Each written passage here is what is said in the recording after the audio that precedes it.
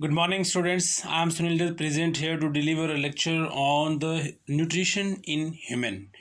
मानव में पोषण कैसे होता है, human digestive system, human alimentary canal, live process सेप्टर के अंदर ये हम डिस्कस करेंगे।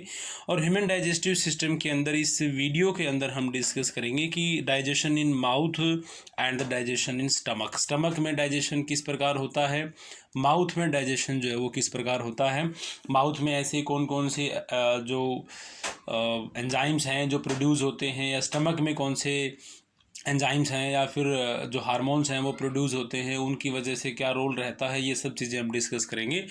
तो इससे पहले भी हमने इस चैप्टर से रिलेटेड कुछ वीडियोस बनाए हैं, उन वीडियोस का लिंक आपको डिस्क्रिप्शन में मिल जाएगा, उन वीडियोस को भी आप ज़रूर देखिएगा। तो शुरू करते हैं ह्यूमन डाइजेस्टिव सिस्टम। सबसे पहले हम बात करेंगे न्यूट्रिशन इन ह्यूमन्स, यानी what is nutrition in human. Human में जो न्यूट्रिशन है वो क्या होता है, उसके जो बेसिक है यानी एक इंट्रोडक्शन रहेगा वो जान लेते हैं। Like all animals, human beings eat organic food. सभी जीव जंतु जो हैं वो ऑर्गेनिक फूड पर डायरेक्टली और इनडायरेक्टली डिपेंड होते हैं। इसी प्रकार से humans beings are considered omnivores and their nutrition is holozoic. Humans beings को ओमनिवोर्स में काउंट किया जाता है और इनका जो न्यूट्रिशन है वो होलोजोइक होता है। होलोजोइक न्यूट्रिशन के अंदर कुछ स्टेप्स होते हैं: ingestion of food, digestion of food, absorption of food, assimilation of food and the egestion of food. In human beings the digestion of food takes place in the alimentary canal. हमारे पास एक alimentary canal है, एक नहर, canal होता है नहर होता है, एक लॉन्ग पाइप है जिसके अंदर ये कंप्लीट प्रोसेस होता है। The alimentary canal is a long muscular tube about 9 metre long. 9 metre लंबी एक ट्यूब है, ऑल्सो कोल्ड गट, इसको गट भी कहा जाता है। It runs from mouth to anus, ये माउथ से स्टार्ट होकर के एनस तक जाती है। The various part of the alimentary canal are mouth, buccal cavity, oesophagus, stomach, small intestine, large intestine and anus. There are a number of digestive gland associated with the alimentary canal. हमारे इस alimentary canal के अंदर बहुत सारे glands हैं जो इसके अंदर प्रोड्यूस होते हैं, ग्लैंड्स होते हैं जो डाइजेस्टिव जूसेस को प्रोड्यूस करते हैं। लाइक सेलिवरी ग्लैंड्स हैं, लीवर लार्जेस्ट ग्लैंड होता है, and pancreas. Alimentary canal and digestive gland together make digestive system of human beings. तो ये जो एलिमेंट्री ग्लैंड्स हैं और जो डाइजेस्टिव ग्लैंड्स हैं जो एंजाइम सेक्रेट करते हैं वो मिलकर के एक एलिमेंट्री कैनल का निर्माण करते हैं। इस एलिमेंट्री कैनल की लेंथ बताई हमने पूरी 9 मीटर है।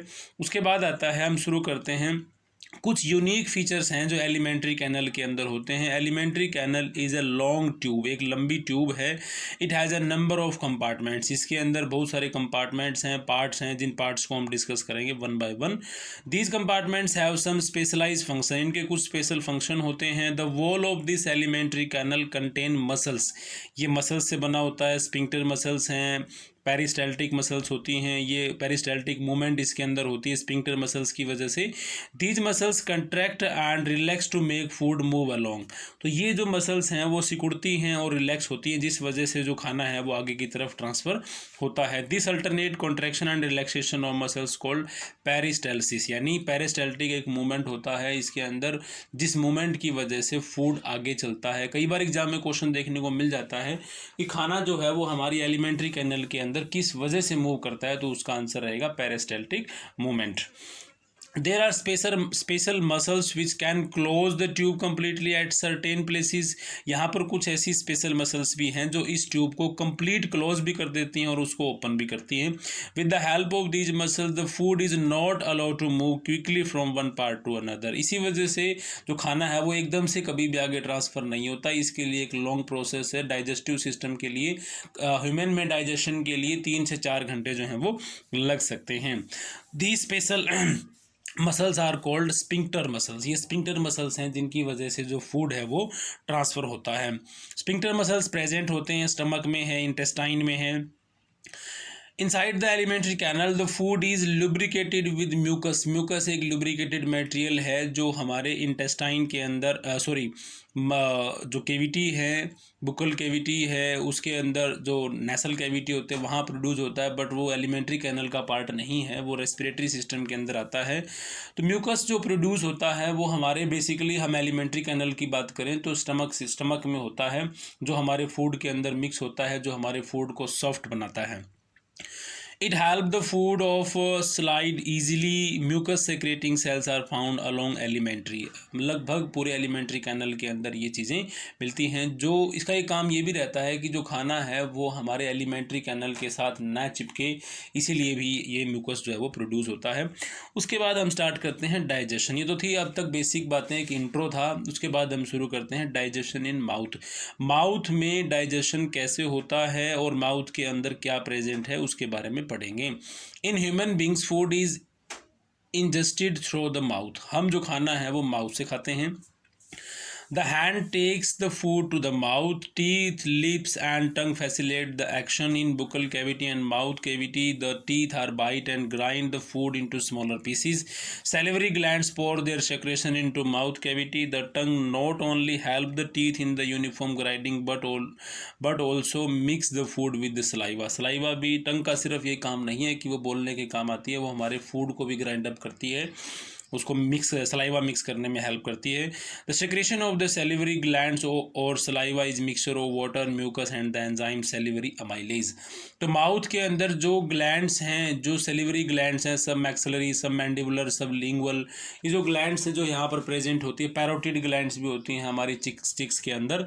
ये जो ग्लैंड्स हैं, इन ग्लैंड्स से जो सलाइवा सेक्रेट होती है, उस सलाइवा के अंदर सेलिवरी अमाइलेज है। वो सेलिवरी अमाइलेज क्या काम करता है, ये मोस्ट इंपॉर्टेंट रहेगा। तो जो खाना हम खाते हैं वो बेसिकली प्लांट प्रोडक्ट है, इसके अंदर स्टार्च प्रेजेंट है। जब स्टार्च के अंदर सलाइवा मिक्स होता है या कार्बोहाइड्रेट्स के अंदर जब सलाइवा मिक्स होता है तो उस कार्बोहाइड्रेट्स को या उस स्टार्च को ये शुगर में कन्वर्ट करता है। तो एग्जाम में क्वेश्चन पूछा जाएगा आपसे कि कार्बोहाइड्रेट्स का जो डाइजेशन है वो कहाँ से स्टार्ट होता है, तो वो माउथ से स्टार्ट होता है। जब उसके अंदर सलाइवा मिक्स होती है तो वो कार्बोहाइड्रेट्स या स्टार्च जो है वो शुगर में कन्वर्ट हो जाता है। तो माउथ के अंदर डाइजेशन इस प्रकार होता है सेलिवरी अमाइलेज की वजह से ही। उसके बाद जो नेक्स्ट पार्ट है वो आता है ओसोफेगस। ओसोफेगस 25 सेंटीमीटर लेंथ वाली एक पाइप है। यहाँ पर एक क्वेश्चन ये पूछा जाता है कि एलिमेंट्री कैनल का वो कौन सा पार्ट है जहाँ बिल्कुल भी डाइजेशन नहीं होता है, तो ये वो वाला पार्ट रहेगा। 25 सेंटीमीटर लंबी ये ट्यूब है जिसके अंदर किसी भी प्रकार का कोई डाइजेशन नहीं होता है। सिर्फ यहाँ पर खाना जो है वो ट्रांसफ़र होता है माउथ से स्टार्ट होकर के, और ये स्टमक में फूड को ट्रांसपोर्ट करती है। इसकी जो शेप है वो फिस्ट अपॉन फिस्ट जैसी होती है, यानी एक मुट्ठी के ऊपर हम दूसरी मुट्ठी को रखेंगे तो इस प्रकार की इसकी जो शेप है वो बनी होती है। खाना पहुंच जाता है स्टमक में। अब स्टमक में खाना जो आया है उसके साथ में क्या होने वाला है उसके बारे में हम पढ़ेंगे। स्टमक की जो शेप है वो जे जो हमारा अल्फ़ाबेट है उसकी तरह होती है। स्टमक की जे से bag like organ present on the left upper side of abdomen. Abdomen में लेफ्ट साइड में स्टमक प्रेजेंट है जे शेप में। The stomach has strong muscular wall. इसकी जो मसल्स हैं वो काफ़ी स्ट्रॉन्ग होती हैं। By the action of these muscles food is churn in stomach. तो जिसको चर्न किया जाता है, मतलब एक तरह से मान लीजिए इसको ग्राइंड अप किया जाता है अच्छे से यहाँ पे। The food now break down into still smaller pieces, जिसकी वजह से फूड जो है वो छोटे छोटे टुकड़ों में बढ़ जाता है।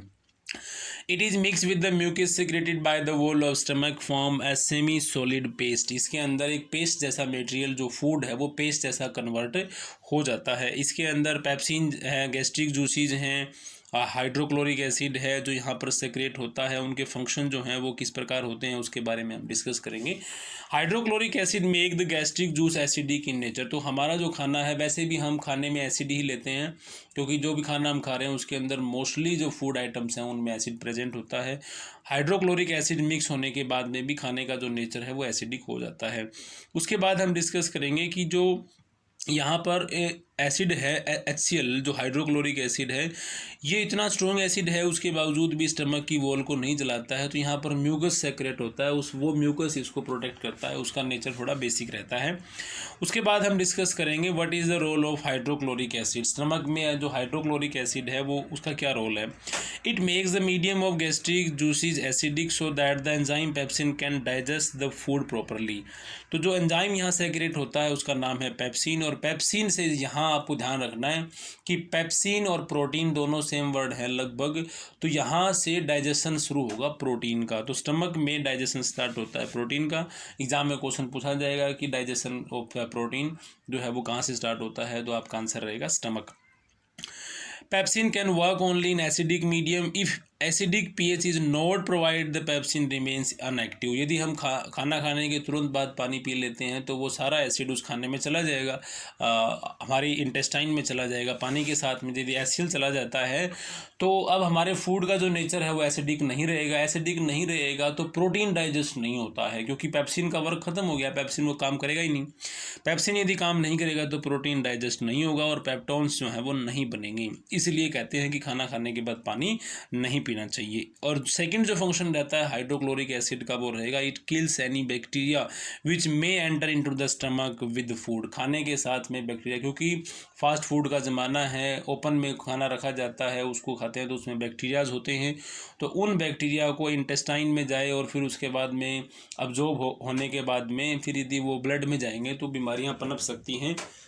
इसी वजह से HCl क्या करता है, उन बैक्टीरियाज को वहीं पे किल कर देता है। उसके बाद जो म्यूकस वहाँ पर सेक्रेट हुआ उसका क्या रोल होता है उसके बारे में पढ़ेंगे हम।